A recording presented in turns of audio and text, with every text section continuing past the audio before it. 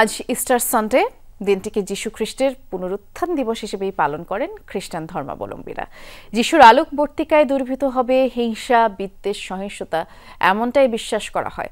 সকালে বিভিন্ন গির্জায় বিশেষ প্রার্থনা হয়, আর তাতে বাংলাদেশের সুখ সমৃদ্ধির পাশাপাশি অন্তর্বর্তী সরকারের সফলতা কামনা করা হয়।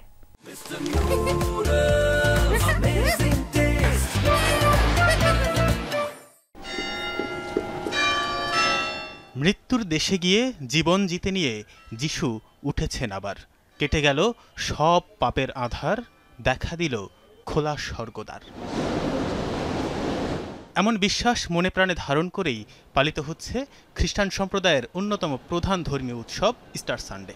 খ্রিস্টান ধর্মমতে পুণ্য শুক্রবার বা গুড ফ্রাইডেতে বিপথগামী ইহুদি শাসক গোষ্ঠী যীশু খ্রিস্টকে অন্যায়ভাবে ক্রুশবিদ্ধ করে, কিন্তু মৃত্যুর তৃতীয় দিবস বা রোববার তার পুনরুত্থান হয়।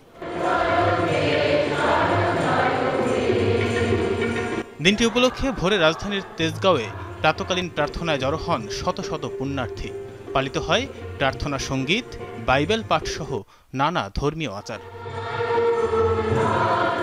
এই দিনে যিশু পুনরুত্থিত হয়েছে, মানুষকে বোঝায় গেছে যে ভালোবাসা নতুনভাবে ভালোবাসা যায়। চার্চে আসি, চার্চে থেকে বাসায় গিয়ে দই, চিড়া, মুড়ি, মিষ্টি এগুলো ফ্যামিলির সবাই মিলে বসে একসাথে শেয়ার করে খায়। জাতির উদ্দেশ্যে আমাদের প্রত্যাশা, বর্তমানে যে যুদ্ধ বিধ্বস্ত দেশ বিভিন্ন স্থানে, বিশেষ করে ইসরায়েল আর আমরা চাই যে শান্তি।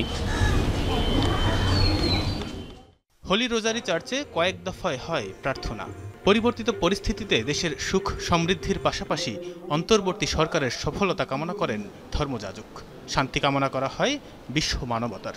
আজকে আমরা বাংলাদেশের জন্য প্রার্থনা করেছি, যেন এই পরিবর্তিত পরিস্থিতিতে আমরা আমাদের যে সংস্কারের মধ্য দিয়ে যে আগামী সরকার গঠনের একটা সুন্দর প্রচেষ্টা চলছে, যেন এর মধ্য দিয়ে আগামীতে বাংলাদেশ যেন একটা সুন্দর সরকার লাভ করতে পারে।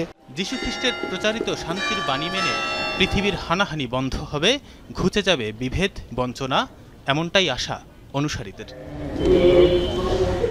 তানভীর সিদ্দিক টিপু, যমুনা নিউজ, ঢাকা।